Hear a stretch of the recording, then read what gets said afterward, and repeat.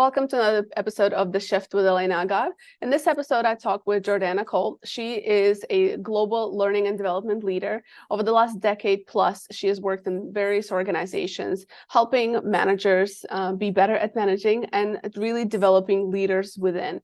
In this episode, we discuss the challenge of the middle manager and all the different things that this person has to juggle. And also, how can we help them be, more productive, more effective in their jobs as middle managers, and how to help organizations and leaders create environments for these managers to succeed. So if you are an upcoming manager or a current manager or a leader of an organization, this episode is for you. Jordana, welcome to the Shift podcast. Thanks, Elena. I'm thrilled to be here. I know, it's probably, one of my favorite ways to do a podcast is when I've already talked to you about the topic we're about to talk about, because we can spend hours and days discussing some of the biggest challenges that corporations have in talent development. So let's dive right in. So you will come from background of talent development. You have very rich experience from working in different multinational companies, small companies, and everything in between, and really kind of working with individuals and leadership in those companies. And so what is it so specific about the middle manager that seems to be the biggest pain point for most companies today? Yeah. I'm so glad that we're talking about this because, to your point, I could spend days talking about this. And the reason being, this is my unsung hero group of leaders, right? So many organizations focus development either on the leaders that are brand new to leadership or that executive suite. And they completely forget about this group. And this is the group that is I like to call them your cultural nexus point, your bridge between strategy and execution, because they're slightly removed from the day-to-day, but not removed enough that they don't understand it or don't have influence over that audience. And they're the connective thread to your higher level leadership that is more disconnected to the day-to-day. So they really can influence up, down, and across in all sorts of ways. And I think that there's a couple of huge problems that organizations face with this group. One, they're just not investing in them. I think it's deceptive that, they don't need development. They've already been leading. They're not at the C-suite yet. So they've got the skills. Why should we differentiate in them?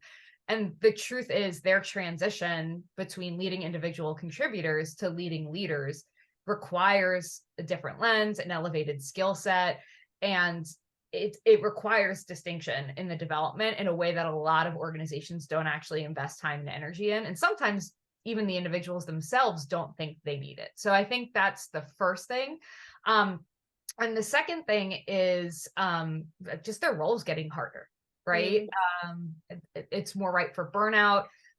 Through the past couple of years, we've seen that organizations are getting leaner. Middle managers in particular have larger spans of influence, are responsible for more results of functions. And not only that, they're also responsible for, it feels like every day, more of the emotional well-being of their team, retaining talent, making decisions for the future while moving through the changes of today. And there's just a lot of tension points that I think are unique to this group that aren't, really stated out loud and really just developed towards. And what's interesting is that you're right. That's not a lot of time or money or kind of resources invested in that group.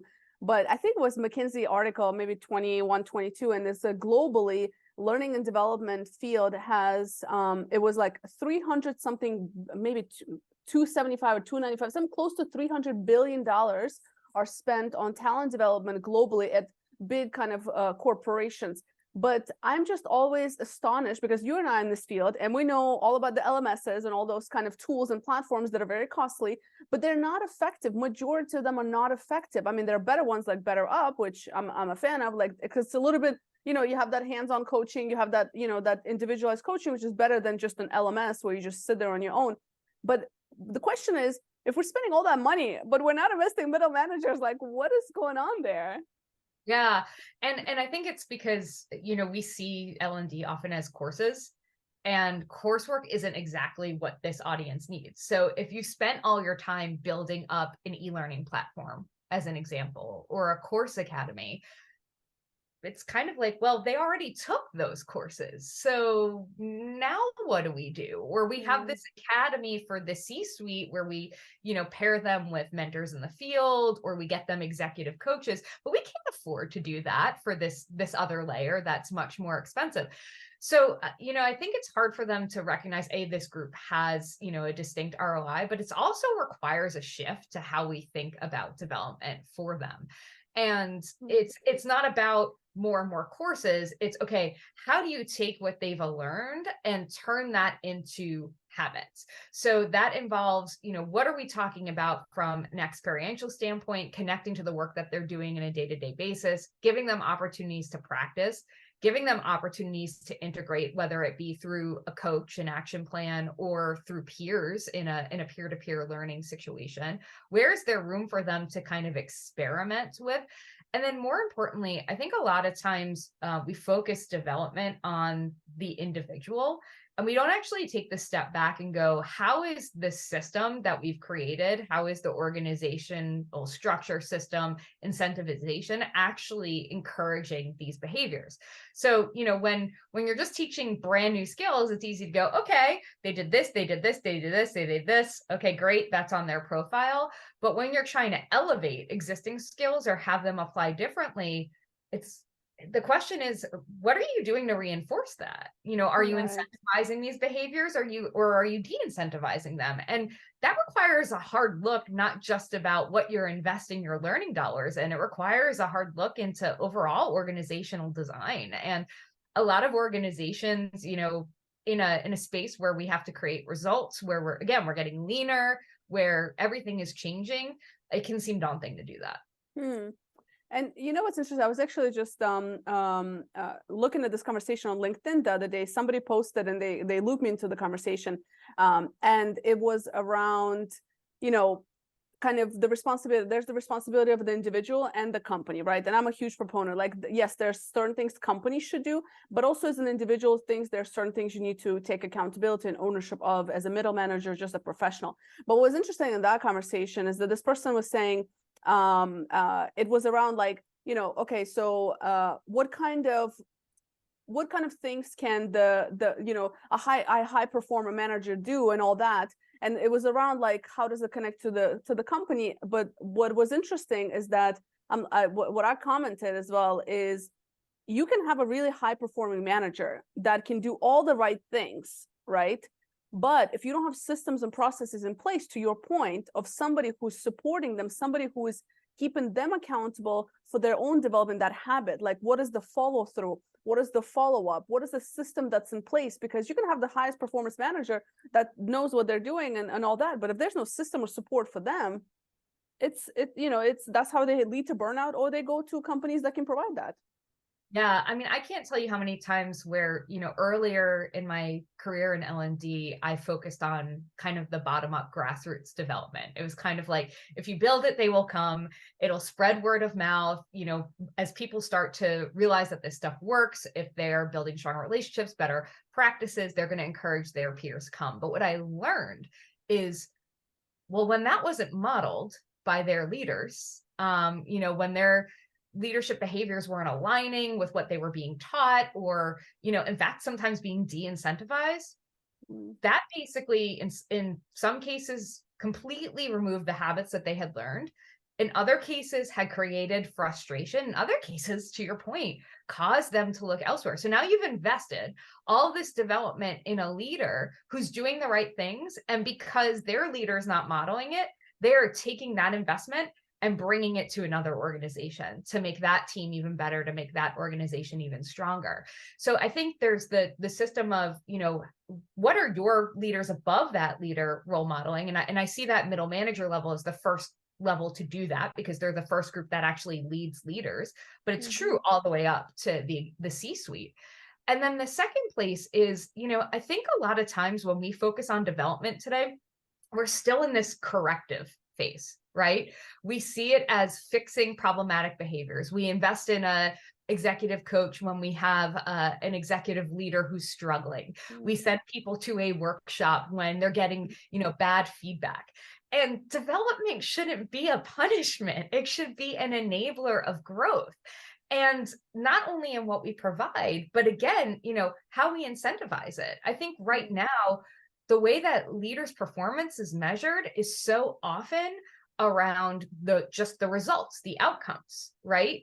What is your team engagement scores? What is the revenue that you've brought in the business? What are the operational efficiencies you've gained? What are the cost savings? But we don't actually look at the behaviors unless there's a problem. So we're accidentally like reinforcing that the way that you get in development is by doing the bad stuff, because that's where we focus you on. And I think there's an opportunity to reset that. Like, could you imagine if, you were measured as a leader, that your performance, your bonus was tied to the frequency and quality of your one-on-ones with the team?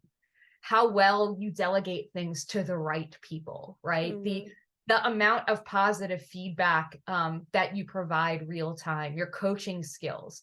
And not only that, like I could see actually like an ideal world where you equip your team members with the power to give spot bonuses or awards or highlights to the leaders that are actually modeling the behaviors that you want to see, because that creates bottom up as well as top down accountability, and creates a space where you're actually, I call this stealth mode, where you're like stealthily influencing and teaching frontline team members what good leadership habits and behaviors are, and how to spot and support what's going right, by putting it in their skill set to actually reward the positive behaviors instead of just focusing on providing time, space, money, energy to fixing the bad ones. What's interesting is that, it's one of those things that we see all the time, organization like talk about, like, the issues, but it's like the leadership, it's almost like they just want talent development folks like you and I come in and fix a problem with this magic stick that's called a one-day workshop on leadership. And and it's just like, and it's just crazy to me, and part of me is like, well, if you want to spend that kind of money, we can definitely talk about that. But the other part of me is like, this is just the wrong way to do this, but yet that seems to be the reactive thing that we continuously do. Like, it's like everybody, you know what I mean? So it's like, I mean, we talk about this all the time. Like, people will just request these ridiculous trainings, not even understanding, like, is this actually going to solve the problem? What is the problem? And a lot of time, to your point, the problem is that we're just reacting, and this is just a reaction, right? Like, you're just reacting, and you think a one-day workshop is going to fix your leadership situation, or it's going to increase your employee engagement or retention, and it's just not the answer. And it is changing a little bit, but I still, like, I'm still just very confused from, the business leaders, like, what is taking so long to recognize that that's being reactive is good in certain situations, but not a chronic reaction that we just go do it month after month after month after month. Yeah. And what's funny is, like, reactivity is not the skill set you need at that level. It's proactivity, right? And Right. I know you and I talk about this, and it's so true. And I just constantly think about the Matrix. Like, I'll date myself from the 90s, but yeah, I wish I could plug something into your head and you now know Kung Fu. But that's just not how we create habits as human beings. It requires reinforcement. It requires practice. It requires skill development. And we think we just don't have the right amount of time. But the problem is, like, we wind up creating those pain points over time because we don't do the investment up front. And I think the reason is, and I'm glad that you used the word solve the problem. I think that's the issue. We think of everything as a problem. And this is the language of business. What's the problem? What's the pain point? And that makes us look very focused on the now, and very focused in a reactive way. Something is broken and we need to fix it, instead of thinking about, what are the opportunities? What are the needs? Where are we headed? And how can we get ahead of that curve? Or where do we have momentum, and how can we keep that going? So I think some of this is just how we think as a business. And honestly, part of that is human nature. We've evolved. We have a negativity bias as human beings. It has helped us survive from the study of psychology. It makes us orient in on the problem focus. The challenge is when we're in that space, everything is very narrowed and everything is reactive. And we have to look at possibilities to broaden. And I think every single organization, no matter where the challenges are, has what's called positive outliers. The people that are doing things well, the people that the team members are following, loving, retained under, performing highly with. But we don't actually ever talk to those people to find out what they're doing that's creating the differentiation and how that's actually impacting the bottom line.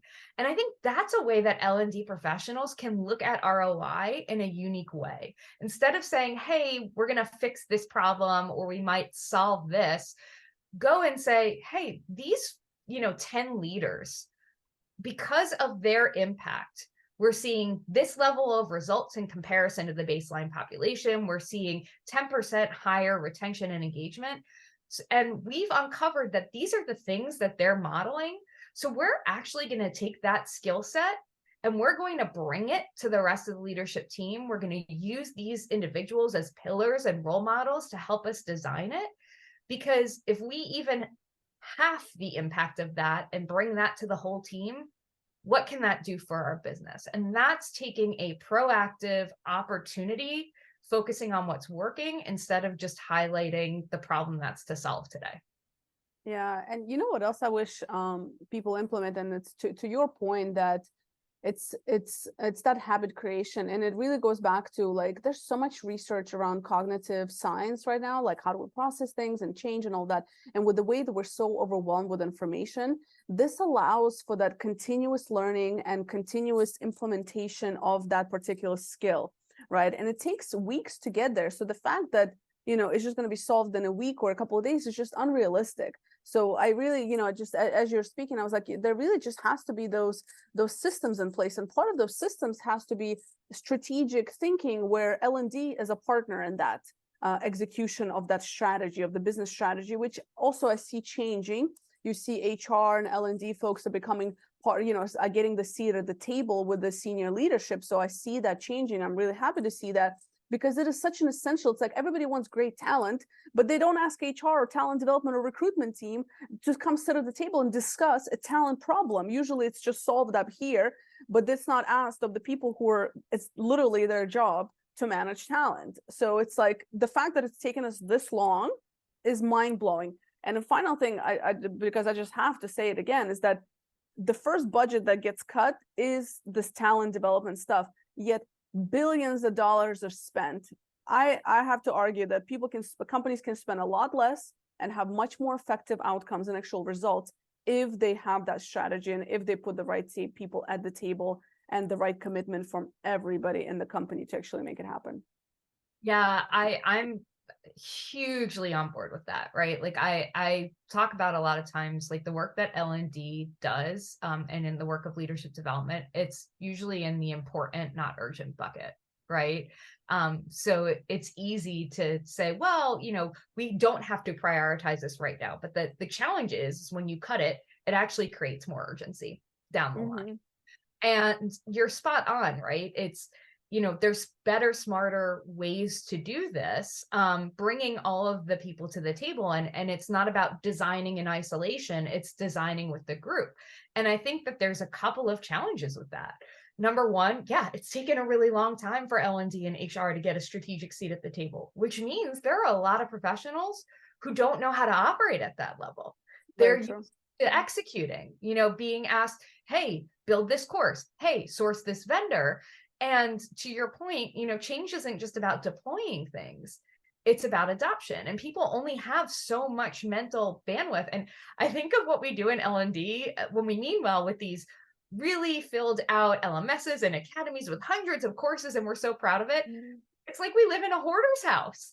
Like we just have stacks of newspapers from 30 years ago, and you can't even get in the doorway. So instead of seeing them as these independent things, how do we cluster these different concepts together as a collective theme? And even if you're introducing something new, designing it in a way that people see how it's related and it feels reinforced. And I think part of that is having the conversation with senior leaders, and one of the best things I think an L&D and an HR professional can do is learn how to ask some good questions and do some true needs analysis. So instead, again, of asking, what are the problems that you're trying to solve? What are the skills that we're looking to develop? What are the skills that you think are going to make our team essential and effective in the future? Where is the industry going? And, not just taking that at face value. If somebody says strategic thinking can mean one thing to you. It can mean another thing to me. It can mean 15 other things to different leaders. So let's define that. What does that actually look like in action? What would somebody be doing that they're not doing today? How would that show up internally? How would that show up externally? What results would that drive? And then designing from that in collaboration with your stakeholders and making sure that you're getting it right and it feels right, bringing in what you know about adult learning principles and theory, but not just taking orders and executing on that. You know what I'm curious about, and I want to hear your thoughts. So one of the kind of biggest challenges that even the middle managers has, right, is when it comes to just talent managing of their team members. And what I've seen, at least, you have your low performers, you have your mid performers, and you have your high performers. High performers obviously just need kind of some support and make sure they're staying put. Middle performance is where it's probably the most invested time that goes from any manager. But then the low performers, what I see is that, how do we help more low performers become those mid performers or even high performers? Is that possible? Because I've been doing a lot of research on like cognitive science in terms of like, how do we help people make the change, particularly if they want to stay in the field? So people, of course, some people don't want to stay in a particular role, but let's say you have an individual who wants to stay in the role, who believes that can be good at it, but yet nothing you're trying is working. And it's like, when is it that you give up? Like, when do you just give up and give in, I guess, and say it's just not meant to be for some people? Yeah, I think that's a great question. And I'm actually going to challenge a little bit of thinking on that before I answer that. One, I think it depends on the organization. I've worked at organizations where the focus has been on the low performers at the cost of middle and high performers. I've been at other organizations where it's been focused on the middle performers. The group that gets the short end of the stick is often the high performers. And I think that's the group we take for granted. And then we go, why did they leave? Right. And I actually think we should be spending more time with them, spending more time understanding what their needs are, understanding what motivates them, understanding how they want to grow and stretch so that they're continuously invested in. And going back to like the system and where our actions match our words. Again, if we're spending this time on the low performers, what does that actually signal to the rest of the team? Well, you get extra time with your manager and you get extra development if you're underperforming. And if you're high performing, you're ignored. So if you make that switch, that could actually motivate some people who get motivated by getting time and attention. And we all have different motivational needs. Yeah. I do think sometimes the roles aren't the right fit for the person. And, if we've come to the point where it's like, I've set really clear expectations, I've continuously reset those expectations, I've provided, what's realistically in my power and accessible for this person to succeed in their role, to get the knowledge, the skills, the exposure they require.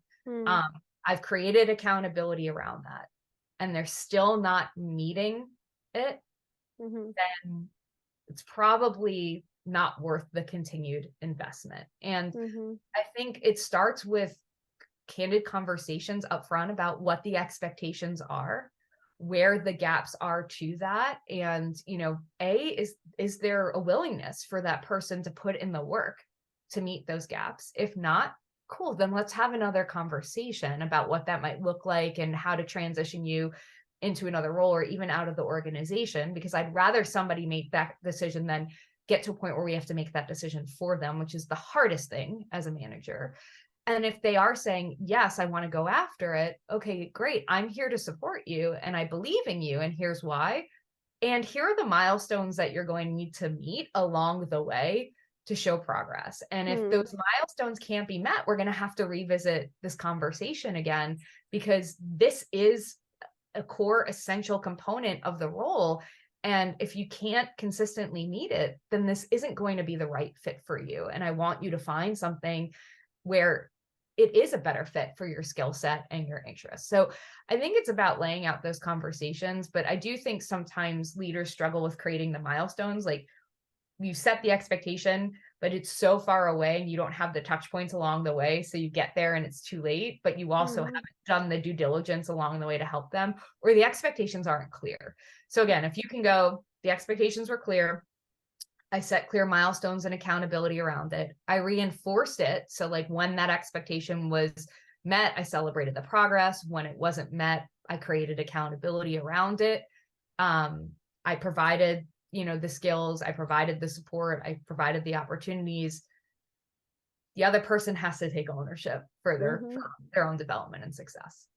Yeah, I think setting expectations is something that's difficult to do for a lot of managers, because again, if they haven't had that, if they haven't had that specific training and support on how to do that, because it's uncomfortable, and especially with low performers or even mid performers, right? Like, it's uncomfortable conversations you're going to have, and to have that, to understand how to ask the right questions, how to, set the conversation in a way that's, that's more motivating versus, harsh, or when do you have to be a little bit more harsh, like when, you know what I mean? So there is a lot of that, and I think that's a skill set on its own that a lot of managers miss, and also in the world that we're in today with the new generations coming in, that you can't tell them nothing. It feels like they're just offended by every other thing. You can't ask them to work their 8 hours, like they don't want to, you know what I mean? God forbid you email them at 5:01, you might get in trouble. So so navigating all that is very difficult, and it just goes back to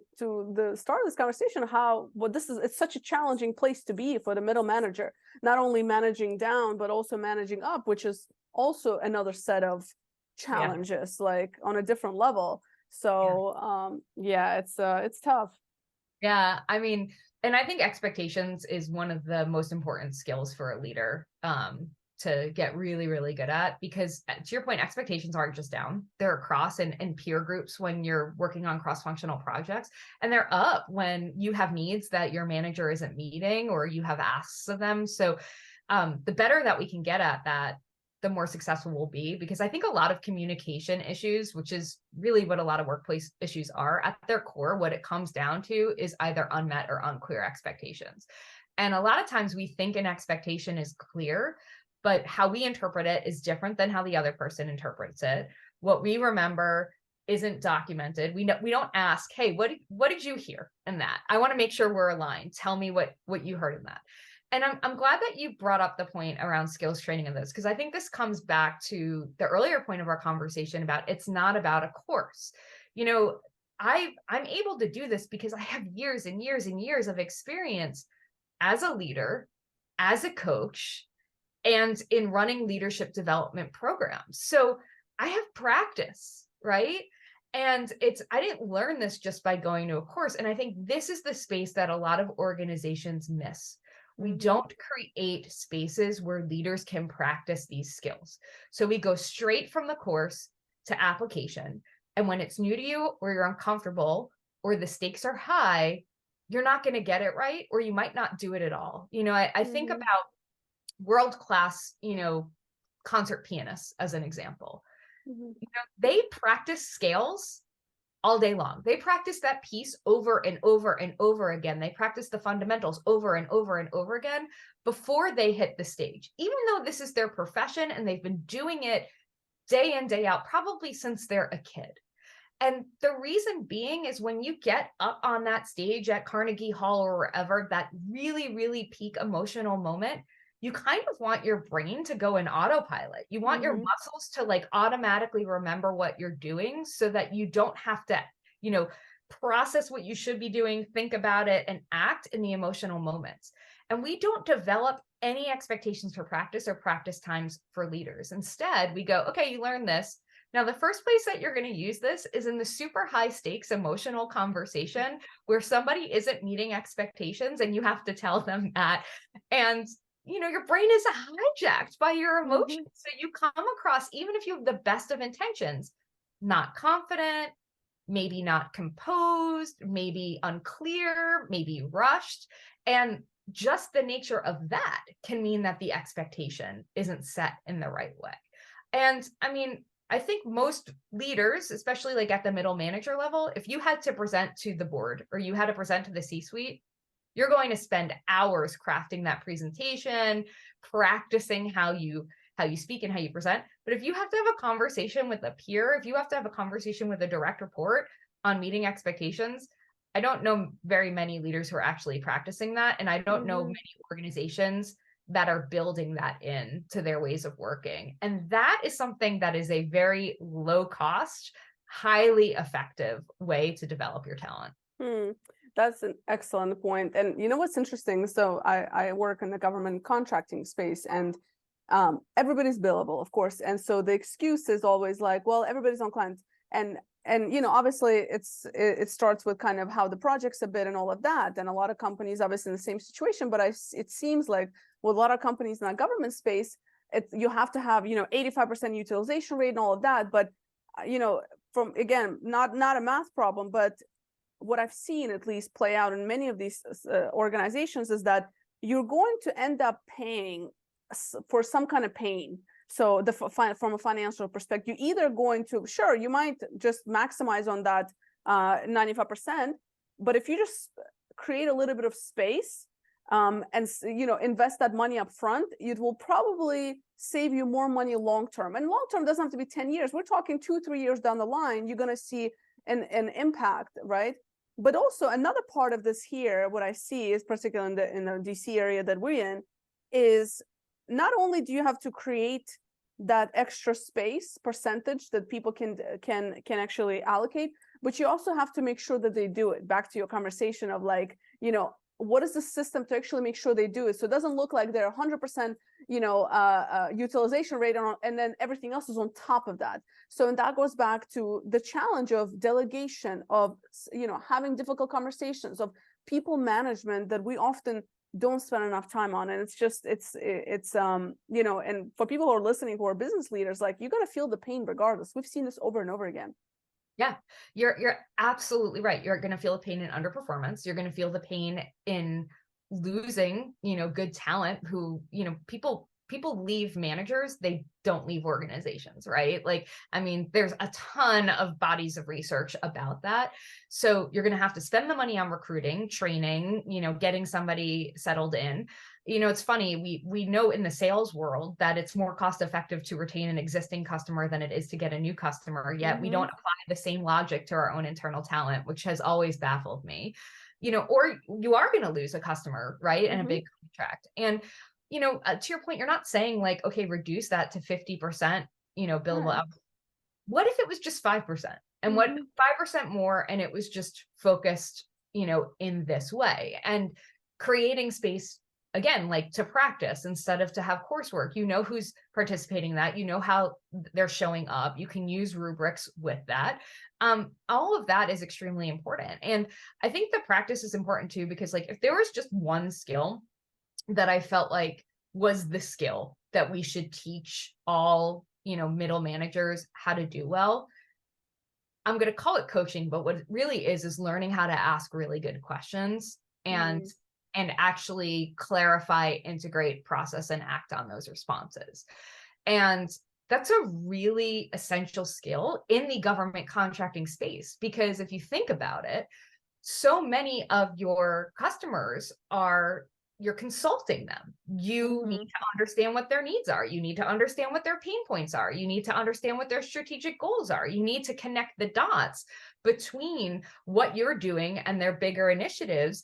And also so that you can influence decision-making that they need to make that might actually align with your priorities, right? Or their priorities. So it's all about learning the art of really asking good questions to drive the right insights and actions moving forward.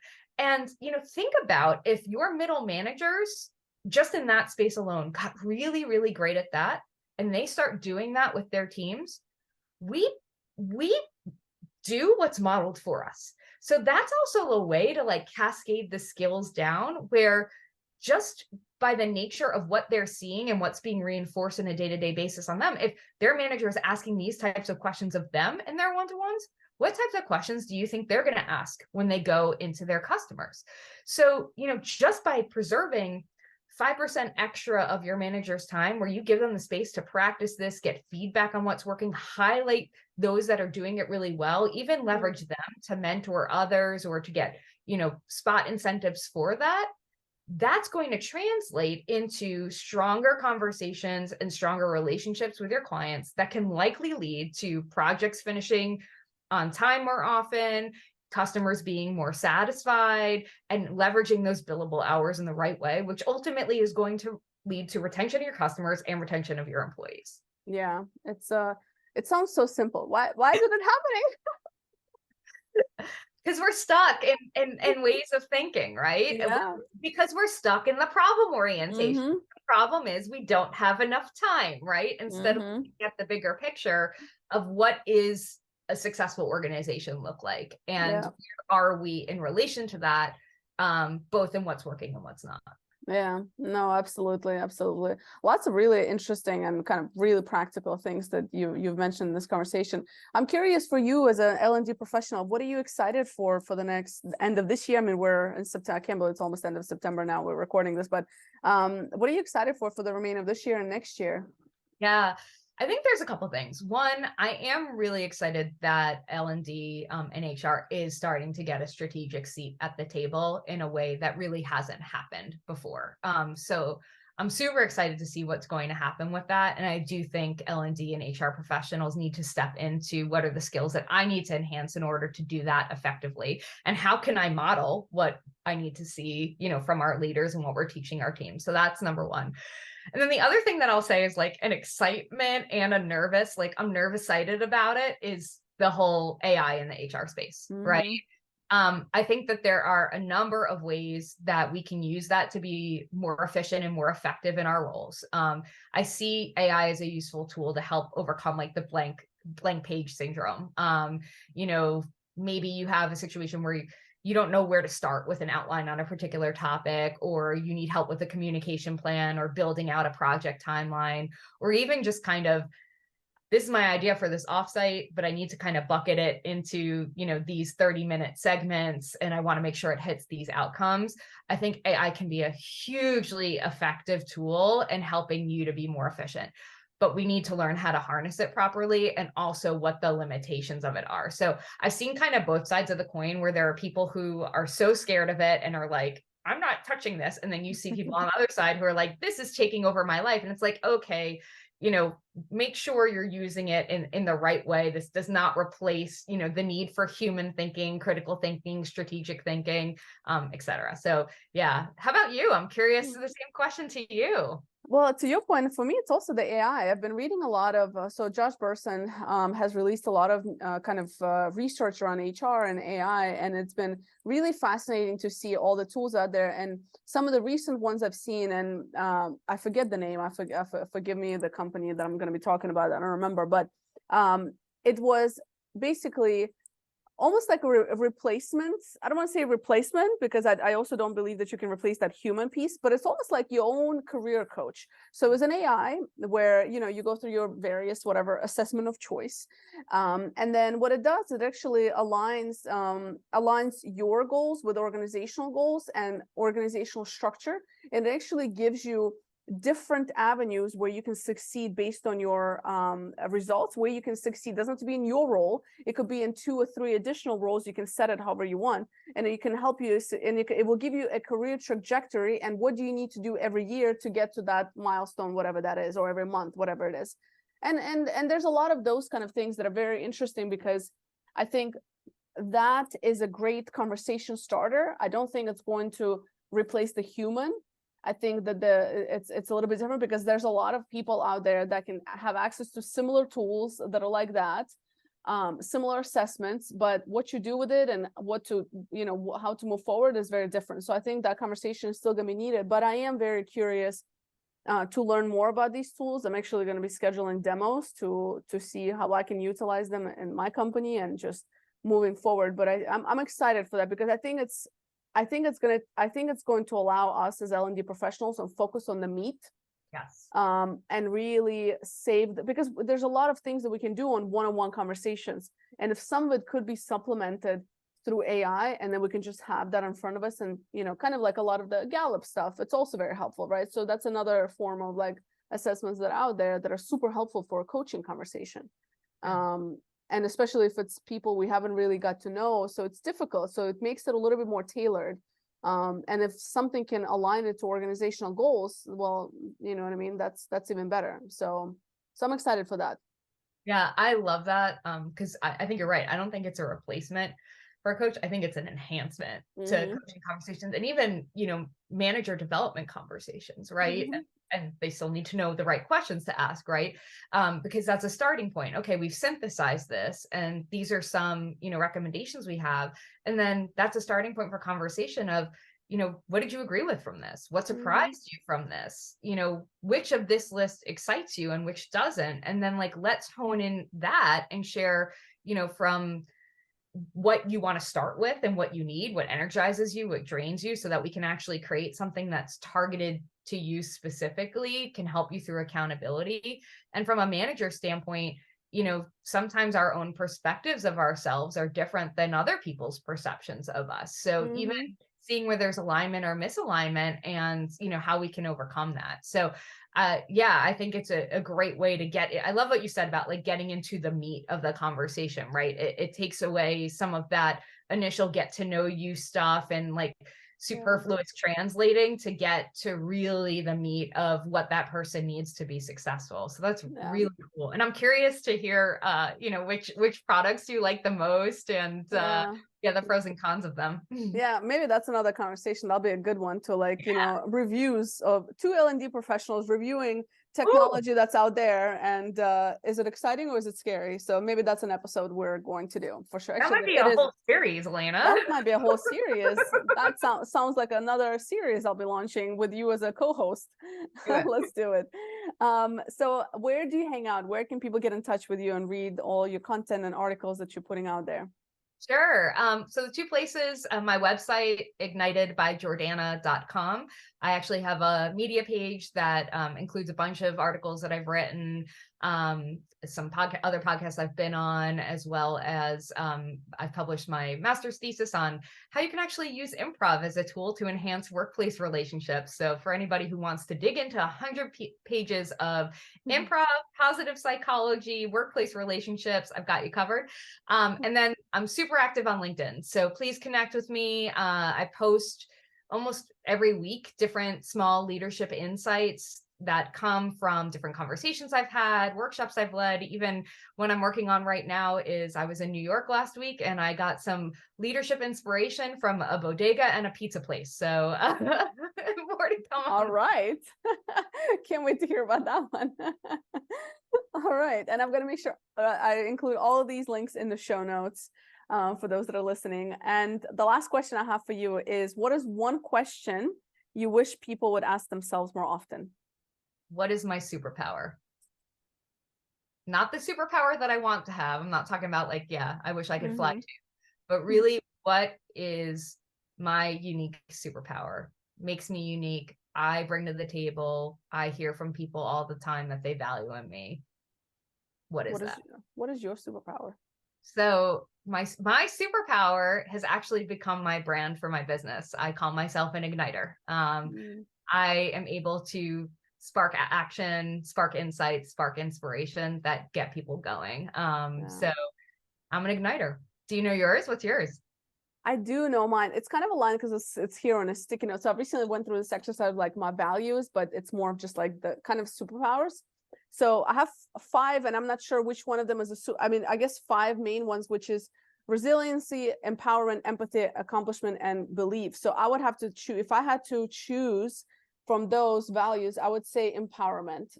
That's empowerment of helping individuals take ownership of their career development.